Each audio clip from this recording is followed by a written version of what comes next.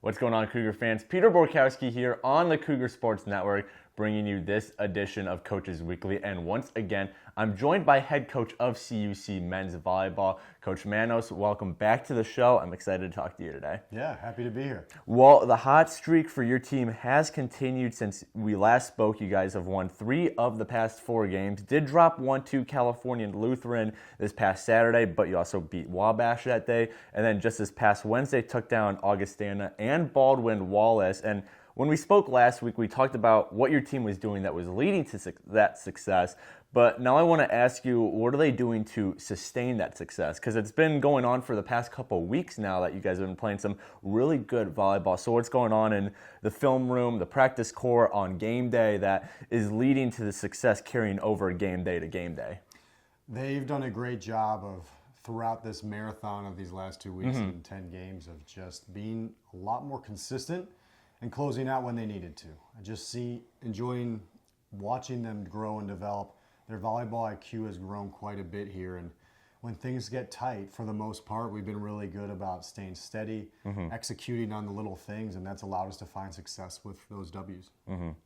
And that Baldwin Wallace win was a big one because that was a team that took you guys down back in early February when you traveled to their campus. So maybe use this as a time to reflect on what's changed since then. But what was really the difference in the two teams that, the Cougar teams on that day and then this past Wednesday that led to them sweeping Baldwin Wallace this past Wednesday? What maybe adjustments has this team made since that loss back in early February?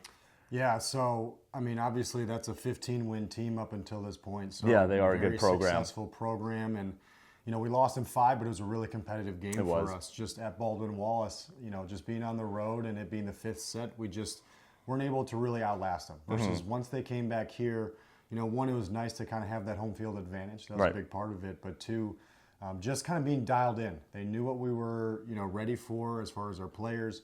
They did a great job of just executing, and our front court defense, again, it just shined in a big way, and it's pretty tough to come back when you have that many blocks in a short amount of time, and I think our guys were just defensively on point. Yeah. They really limited them to their scoring ability, and just watching them almost suffocate them, that's the mentality as far as our defense goes, and it was great to see it live.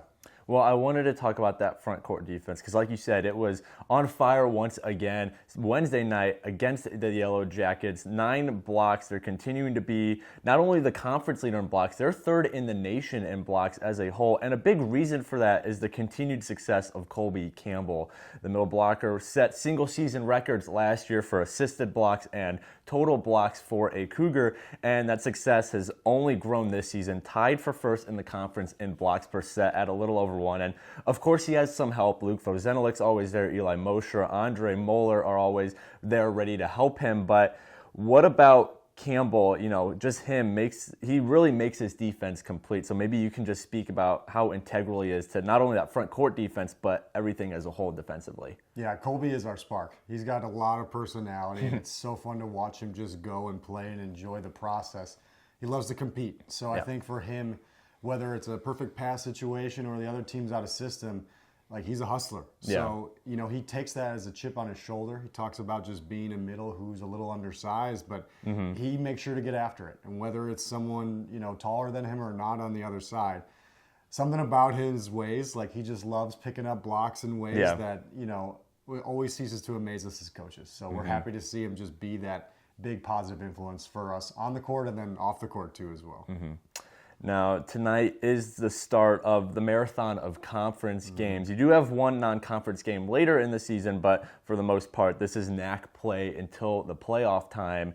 So now that non-conference play is largely out of the way, what is kind of your feelings as coach as we head into conference play? Obviously, there's been a lot of positives, especially the last couple of weeks, but maybe what's some things that you still want this team to tune up a little before we get to these games that really matter come playoff time?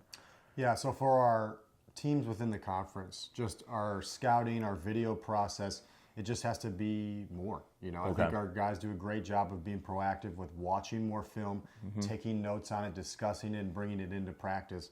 But it'll be nice once we get to slow things down a little bit and have more of that 2 to 3 games a week as far as just having full days of practice where we can focus on the team we're about to play. And then even the day before, whether it's just the general skills or things we know that's going to be important to that matchup.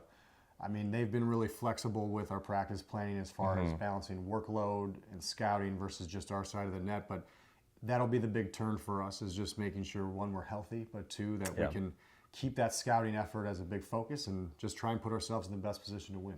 Definitely. Well, the Cougars will look to get the win tonight as they welcome the Green Knights of St. Norbert College right here to Geisman Gymnasium. That is a 7 p.m. first serve time. And they're back in action tomorrow as well, welcoming Marian University to River Forest. That's a 1 p.m. first serve time.